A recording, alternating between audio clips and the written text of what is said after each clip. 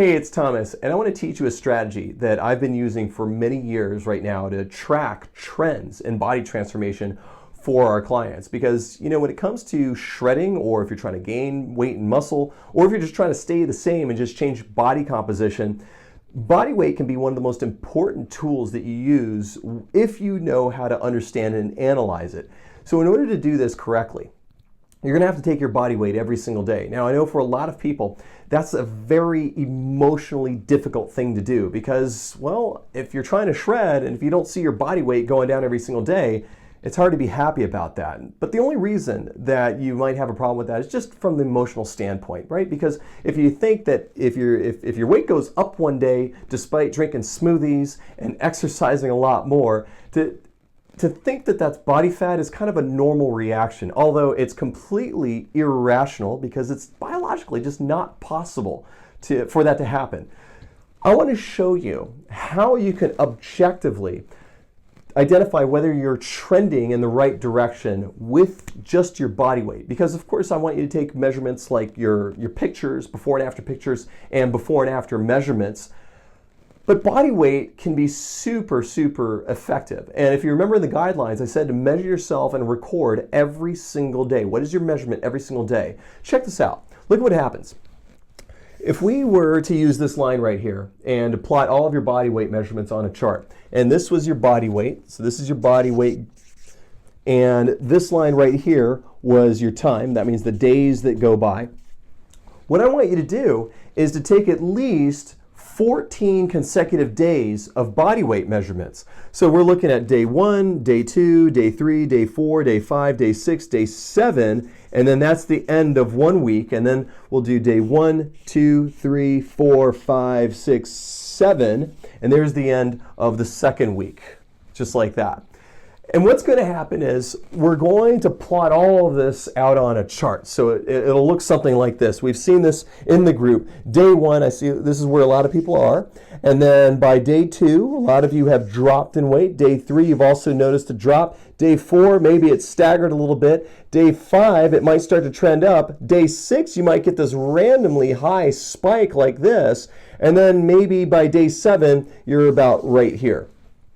Now, a lot of people this is a very normal chart. Now yours could look the other way around. All that's normal. Anything goes on the first week. Anything goes. But here's what I want you to really pay attention to. When you look at one day to the next, by day 1 to day 2, if you've lost a pound, it's very easy to feel good about yourself. And I want you to feel good about yourself because you're doing everything you're supposed to. But don't run into the trap of making the assumption or just jumping to the conclusion. You're not making an assumption, you're jumping to the conclusion that you've lost a pound in body fat because you might not have, right? There's a lot of things that increase and decrease your body weight, like how much smoothie is in your intestines, because look, you've got like a full football field length of intestines. I mean, there's a lot of food coming in and out of there. So you could easily have a pound of food one moment and then a pound less another moment, right? The amount of hydration that you have. I mean, even like how much water you're drinking and how hydrated. There's a lot of things that can increase and decrease your body weight almost instantly, and none of that has anything to do with body fat. You see, body fat takes a little longer. But anyway, a lot of people would get depressed right now because they would say, hey, I started here and now I ended here. That looks like an increase in weight. This is obviously not working. It's making me fatter. Where the reality is most likely that what happened was you finally got yourself hydrated. You've got more food in your body than you typically have. You have more glycogen, and that put on about 2 to 3 pounds, not of body fat. It's just that the food in your intestines and the glycogen and the water happens to weigh an extra 2 to 3 pounds. That's what it is. Let's keep going. Let's keep tracking your body weight. Let's see what continues to happen. Because what typically happens is you start to see this, boom, it goes down a little bit, and then it's not unusual to see a humongous sudden drop, like boom, and then it goes down like this.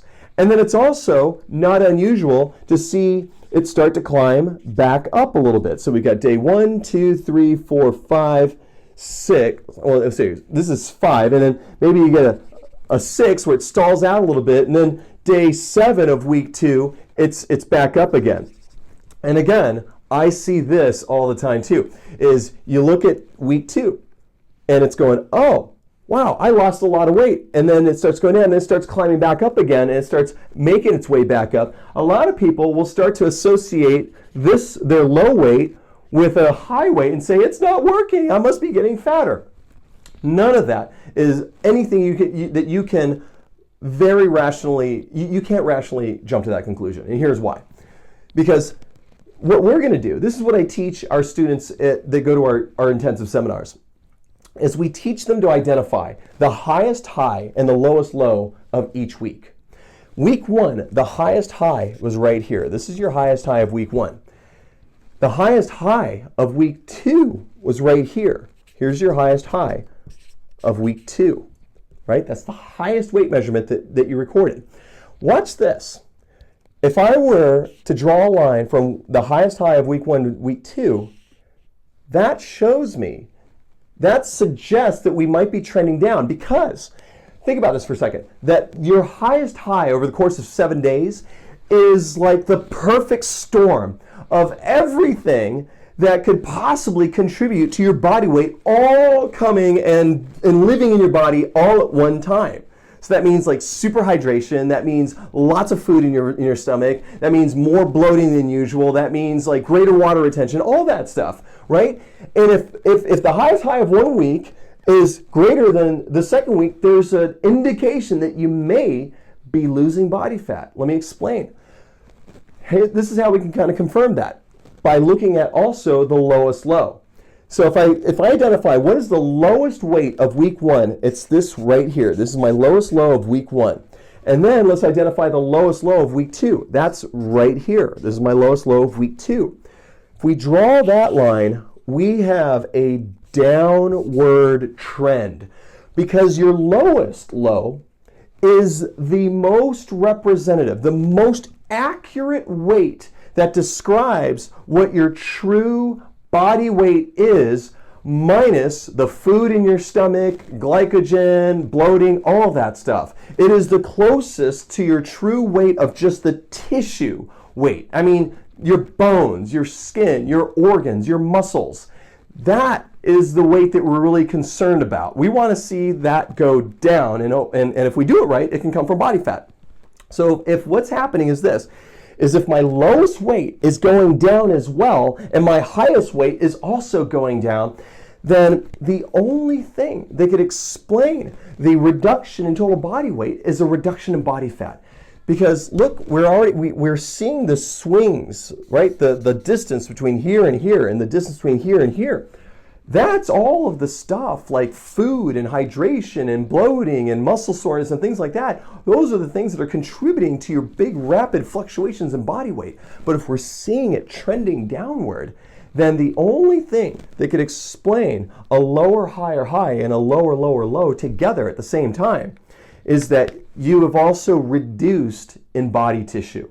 So what kind of tissue can you reduce? Muscle and fat. Those are the two things that you can drop. Now, here's the other cool thing is if you understand a little bit about biology, if you're working out 50% more and you're also eating more because you've got all these smoothies in, it's biologically impossible for you to be losing muscle. It's impossible for that to be happening. So therefore, we can conclude that if it's trending downward, the highest high and the lowest low, if those are trending downward, you can accurately conclude that you are losing body fat. And that's exactly what you want to do when you're shredding. You see, we just don't have the technology. A lot of people are asking, well, how much weight should I expect to lose? And the answer is it's impossible to give you that. We don't have the technology to be able to predict that. It's impossible. There's calculators and things like that that try to measure like how many calories you burn and that equal a pound of fat. All of that is so inaccurate. Don't use it. Don't follow it. It's just they just don't work. It's just shocking to me that they're still teaching that in school. I've got a master's degree in exercise science. I've got 10 national fitness certifications. I can't believe they're still teaching that stuff there, because it's just in the real world it's just highly inaccurate. Don't worry about that. We don't just know that we don't have the technology to predict how much body weight in pounds of pure fat that you are going to lose based on a certain amount of exercise and also eat in a certain way. The only way that you can accurately predict how much fat you're going to lose is with liposuction, because they know that by the size of the container of fat they're going to suck out of you, right? That's the only way that you can accurately know how much fat you're going to lose. So when it comes to body weight and body transformation, the natural way, you've got to the only thing you can do is just trust the trend, because the trend is your friend. So if you're trying to shred, this is the trend that you want to see. And you want to be measuring you want to get a good 2 to 3 weeks worth of data. That's why, for those of you who are getting really upset over your body weight, whether it's high or really happy too, which, I mean, I'm happy for you, high or low, it's what it is. It doesn't mean anything yet because we don't have enough data for it to prove that it means anything at all. So you need a good 2 to 3 weeks. But when you start to notice that your trend is going downward, you're doing the right thing, just don't change a thing, you're doing everything right. If you see your trend is flat, well, that's not good. If you see it going up and you're trying to shred, this is not good. So here's the thing. We never base our actions on the body weight numbers. We base our actions and decisions based on the trends. So if it's trending down, do nothing. If it's trending flat or if it's trending upward, you're going to take corrective action. You're going to increase your exercise, and you're going to reduce your bad food, and you're going to increase your good food. That's it. Intuitively, I'm sure you already know this, but that's it. These are the three different types of trends that you will be able to see by measuring your body weight every single day and then comparing them week to week. And this is how we do it. This is the best way to do it because it's based on your biology. It's not based on predictions. It's not based on theories. It's based on what's actually happening in your body as it's happening. So that's pretty much it. I hope you get a lot out of this, and I hope I also didn't go over your head too much. If you really want to learn more about this, again, we spend 2 days really mastering this stuff. Feel free to message me or talk to me about it. We've got an amazing event coming up in Vegas very, very soon, and it's just phenomenal, the stuff that you can do. But this is freeing, you get it? Because if you start to look at these things in a very rational, very scientific way, it takes a lot of the emotion out of it. And we just don't need to be spending any energy or effort investing in negative emotions because they don't do anything for us. What we want to invest our effort in are results. And this is how you get to see and understand your results. I thank you so much for taking the time to watch this training. I'm going to create so many more for you. I love all of you. Thank you so much for participating at 100%. It's just been the most meaningful thing for both me and Brooke. So we can't wait to be able to deliver more to you. If you enjoyed this training, please let me know if you did or not. Just give me some feedback, some comment if you liked it. If you'd like to see more stuff like this as well in the future, okay? So this is all for right now. Again, there's going to be a lot more to come. I love you. Mwah! Thank you so much for watching.